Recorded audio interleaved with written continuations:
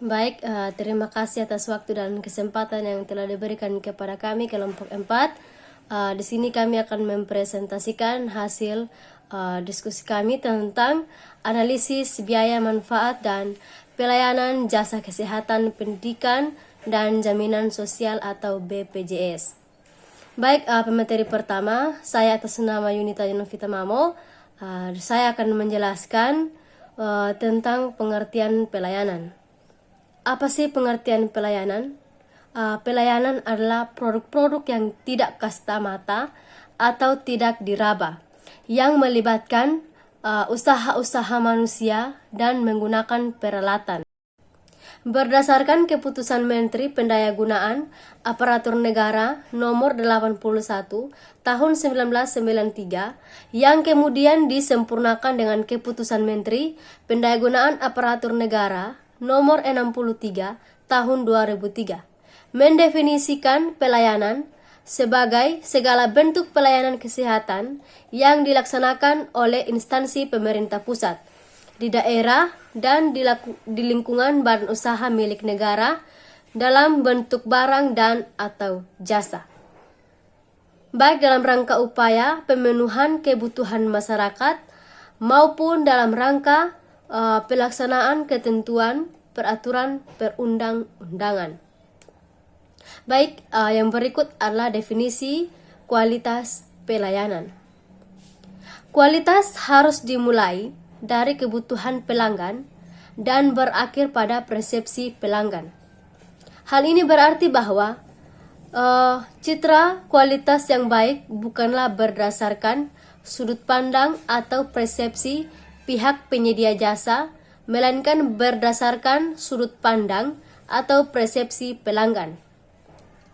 Persepsi pelanggan terhadap kualitas juga merupakan penilaian menyeluruh atas keunggulan suatu jasa. Baik, menurut Lupiodi 2006 menyatakan ada 5 dimensi kualitas pelayanan. Yang pertama, keandalan atau reliability.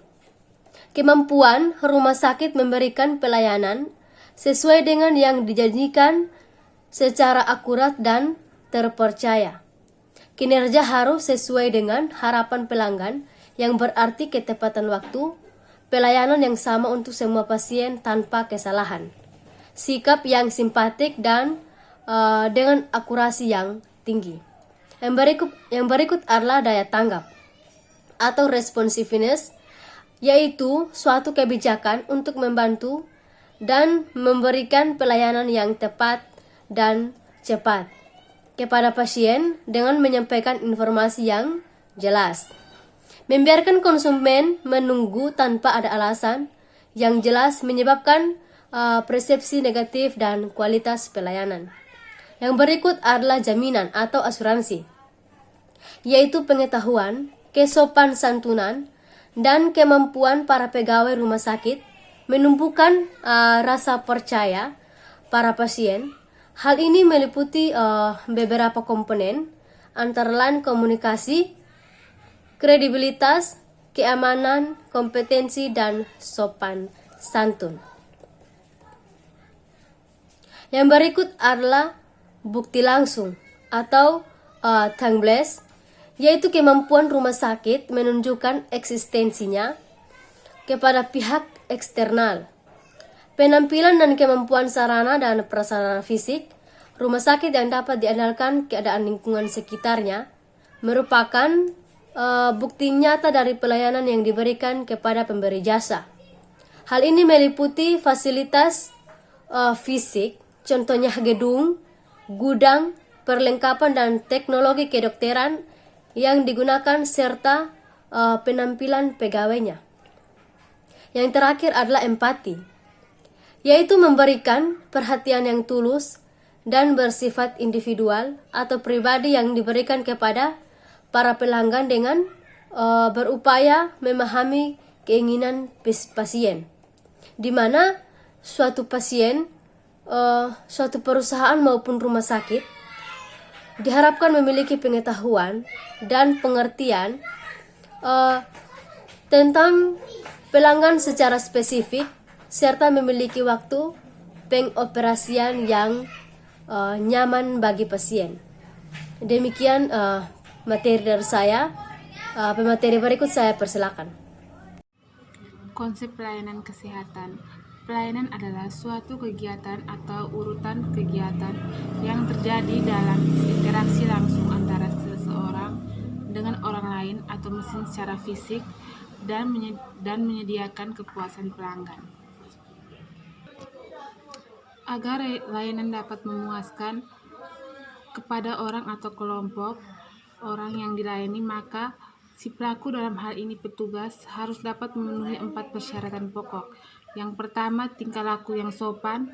Yang kedua, cara menyampaikan sesuatu yang berkaitan dengan apa yang seharusnya diterima oleh bersangkutan. Yang ketiga, waktu menyampaikan yang tepat dan keramah tamahan. Pelayanan kesehatan adalah sebuah konsep yang digunakan dalam memberikan layanan kesehatan kepada masyarakat. Setiap upaya kesehatan yang diselenggarakan sendiri atau secara bersama-sama, sekalipun pelayanan kedokteran berbeda dengan pelayanan kesehatan masyarakat, namun untuk dapat disebut sebagai pelayanan kesehatan, keduanya harus mempunyai persyaratan pokok. Yang pertama, tersedia atau available dan berkesinambungan. Artinya, semua jenis pelayanan kesehatan yang dibutuhkan oleh masyarakat tidak sulit ditemukan serta keberadaannya dalam masyarakat ada pada saat dibutuhkan. Yang kedua, dapat diterima dan wajar. Artinya, pelayanan kesehatan tersebut tidak bertentangan dengan keyakinan dan kepercayaan masyarakat. Yang ketiga, mudah dicapai. Yang keempat, mudah dijangkau. Yang kelima, bermutu. Sekian dari saya, terima kasih. Saya Virginius Walekiraman Jerumbaha dari kelompok 4. Saya akan membahas tentang konsep penggunaan Badan Penyelenggara Jaminan Sosial atau BPJS. Pengertian BPJS. BPJS ialah badan hukum publik yang bertanggung jawab kepada Presiden yang berfungsi menyelenggara program jaminan kesehatan bagi seluruh penduduk Indonesia, termasuk orang asing yang bekerja sebagai paling singkat 6 bulan di Indonesia, yang terdapat pada Undang-Undang Nomor 24 Tahun 2011 tentang BPJS. Jaminan Kesehatan Nasional atau disebut juga JKN merupakan bagian dari sistem jaminan sosial nasional BPJS yang diselenggarakan dengan menggunakan mekanisme asuransi kesehatan sosial yang bersifat wajib dengan tujuan untuk memenuhi kebutuhan dasar kesehatan masyarakat yang layak diberikan kepada setiap orang yang membayar iuran atau iuran yang dibayar oleh pemerintah. Mengingat pentingnya peranan Badan Penyelenggara Jaminan Sosial atau BPJS dalam menyelenggarakan program jaminan sosial dengan cakupan seluruh penduduk Indonesia, maka Undang-Undang BPJS memberikan fungsi atau cakupan tugas dan wewenang yang jelas kepada BPJS. Fungsi BPJS dalam pasal 5 ayat 2 Undang-Undang Nomor 24 Tahun 2011 disebutkan fungsi BPJS ialah yang pertama, berfungsi menyelenggarakan program jaminan kesehatan. Yang kedua, berfungsi menyelenggarakan program jaminan kesehatan kecelakaan kerja, program jaminan kematian, program jaminan pensiun, dan jaminan hari tua. Sekian pembahasan dari saya. Terima kasih. Terima kasih atas waktu dan kesempatan yang diberikan kepada saya. Di sini saya akan melanjutkan materi mengenai wewenang dan prinsip BPJS. Wewenang dalam melakukan tugasnya, sebagaimana yang dimaksud dengan BPJS berwewenang, itu yang pertama menagih pembayaran iuran, menempatkan dana jaminan sosial untuk investasi jangka pendek dan jangka panjang dengan mempertimbangkan aspek likuiditas. Yang ketiga, melakukan pengawasan dan pemeriksaan atas kepatuhan peserta. Yang keempat, membuat kesepakatan dengan fasilitas kesehatan mengenai besar pembayaran fasilitas kesehatan. Yang kelima, membuat atau menghentikan kontrak kerja dengan fasilitas kesehatan. Yang keenam, mengenakan sanksi administratif kepada peserta. Yang ketujuh, melapor pemberi kerja kepada instansi. Yang kedelapan, melakukan kerjasama dengan pihak lain. Kewenangan menagih pembayaran iuran dalam artian meminta pembayaran dalam hal terjadi penunggakan kemacetan dan atau kekurangan pembayaran. Yang kedua, prinsip BPJS.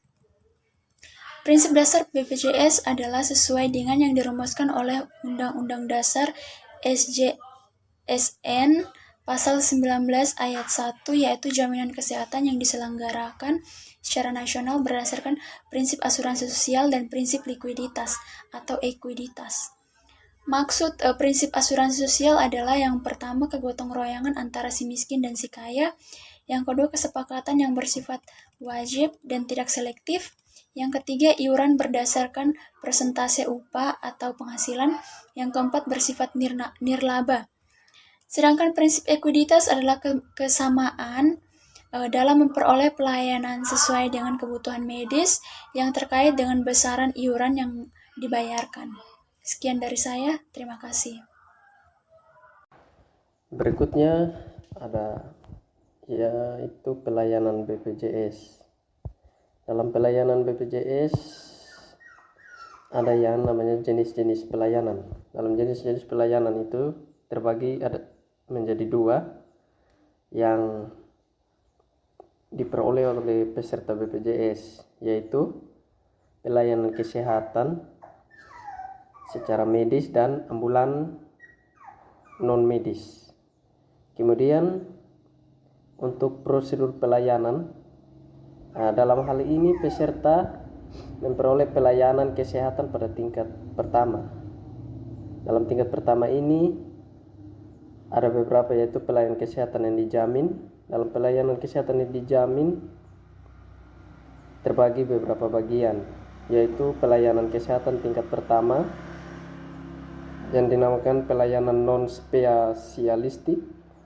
Kedua, pelayanan kesehatan rujukan tingkat lanjut yang mencakup pelayanan rawat jalan dan pelayanan yang tidak dijamin.